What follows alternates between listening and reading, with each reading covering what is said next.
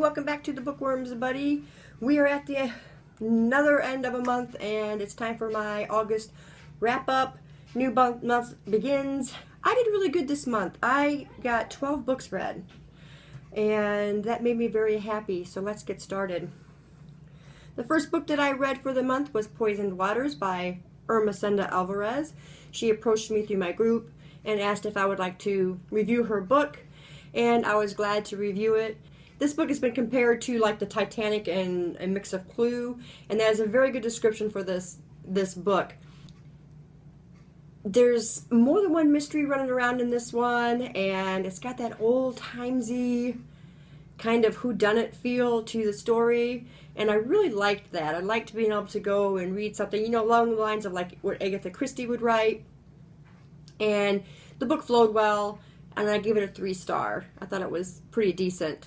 Next one I read was I Hunt Killers by Barry Lyga. This was a review book through NetGalley, and I really liked this book.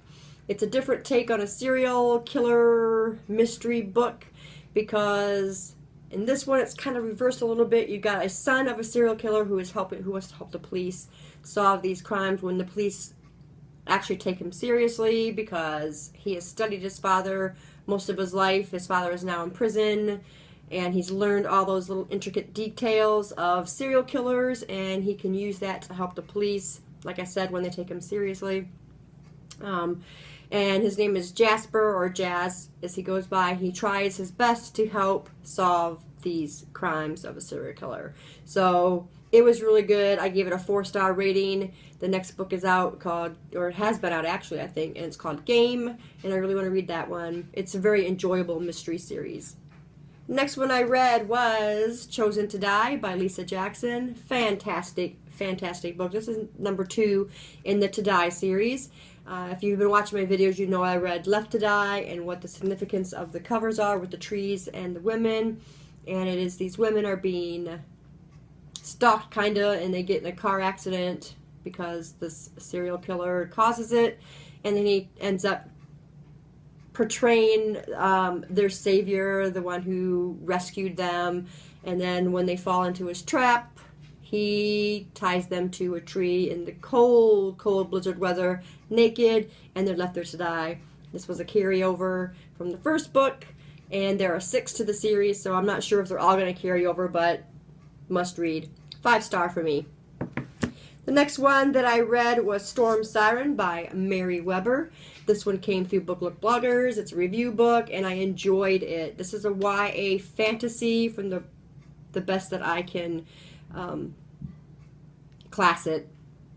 You have this girl who is an elemental, but she's a female, and it's unheard of. And she is a slave, and she's went through many owners. I do have a blog put up on a review on this, so I will post that in the description below. Very good book. I rated this a 4.5-star rating. So it was fantastic. If you get a chance to read this, you really should. The next one I read was called Fixed by Force, and that was a 5-star rating for me. This is a story about Spencer, who tries to fit in. He gets bullied, and a lot of things happen, and he turns to steroid use, and it just escalates from there. It's a very touching, thought-provoking, eye-opening story, and I enjoyed the read. It's more true-to-life kind of story, but it's a fiction, so if you get a chance to read that one, you should. That was also a review book through Book Look Bloggers. The next one that I read was The Iron King by Julie Kagawa, and this one was fantastic. I read this at a read-along with Brittany over at Brittany Book Find, and Rob also read with us. And this was so fairy tale-ish. I loved that. I thought this was a great story with all those little elements, you know, that you find in fairy tales and, you know, fantasy books. And another fantasy I was able to get through. I really enjoyed the book. I'm sure you all know what this is about, so I'm not going to go into it on this. This one I gave a 4-star rating to, and I really loved it. Really enjoyed the discussion and the read along with Brittany and Rob. It was great. And then the next one I read was Daughter of Smoke and Bone by Laini Taylor. This was a buddy read in my group. And in the beginning it was a little slow, a little confusing, the dialogue was a little off, but once I got through that first part, once the first part was over, the book took off. I loved it. The name is so significant to the story, which I'm glad that got figured out. I just really, really liked it. And again, another fantasy, and I enjoyed it. And I rated it a 4-star.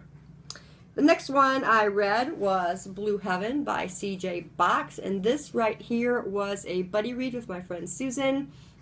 This is more a thriller than a mystery because you know right off the bat who the bad guys are, so it's not something that you have to figure out. But it was really good, and Susan said this is not even his best, so it's also nice to find a new author that I can enjoy his stuff. And that's when you got two little kids who witness a murder and they're on the run for their life and they find somebody that will help them out, and the story goes on from there. It was really, really good. I really enjoyed this. I gave this a 4-star.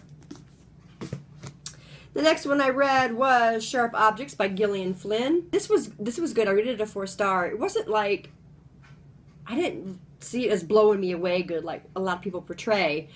But I did enjoy the story. I did rate it a 4-star. It flowed well. It was engaging. You have Camille, who is a reporter who goes back to her hometown, and she tries to write the story about two little girls that are murdered. Their teeth are missing. A lot of things happen. A lot of obstacles for the main character, and it was good. It was a good read, but I just wasn't blown away. But I did enjoy it a lot. The next one that I read was really not planned, and that was Suzanne's Diary for Nicholas. This was really a touching story. Now, I read a couple of reviews, or several reviews actually, of people saying, oh, this was just junk, it was boring, it was dry, and I just did not see that at all. I rated this a 4-star, and you have Katie, who finds her perfect man. She loves him, she thinks he loves her, they have a great relationship, and then one day he disappears, and he sends to her this diary that Suzanne wrote for Nicholas, and she's just really not happy, and she doesn't really want to read it. She can't understand why he's sending her this, and this diary explains everything. It's so touching, so heartfelt that, I mean, yes, I was a blubbering idiot towards the end of this book, and I'm just glad that I picked it up. This is by James Patterson, by the way, if I didn't mention that. And this is the second contemporary that I read by him. The first one was okay, just, you know, it wasn't like, didn't like blow me away or anything, but this one was great, and I absolutely loved it. If you get a chance to read this one, you really should. It was great. The next one I read was Opal by Jennifer L. Armentrout. This is book number 3 in the Lux series. I am absolutely loving this series so much. I rated this one a 5-star. I think I rated all of them a 5-star. This is an alien story. I'm sure most of you know what this is about. I just love the world building in this, the imagery. I love the characters.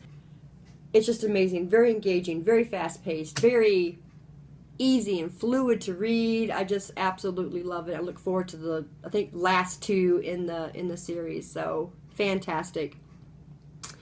And the very last book that I read was Through the Zombie Glass, and this is by Gina Showalter. And this girl can write, is all I can say. This is the second book of the White Rabbit Chronicles, and a lot of people were disappointed because it wasn't Alice in Wonderland with zombies. And the book doesn't even say that that's what it is, so I don't understand why people are upset about that, but I thought it was refreshing, and it wasn't another retelling. I mean, really, what can you do with zombies and Alice in Wonderland?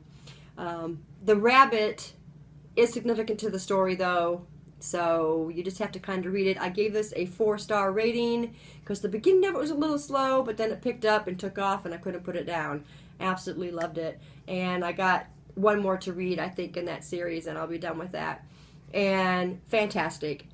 So if you've read any of these books that I have shown you here today, let me know in the comments below, and we can talk about that.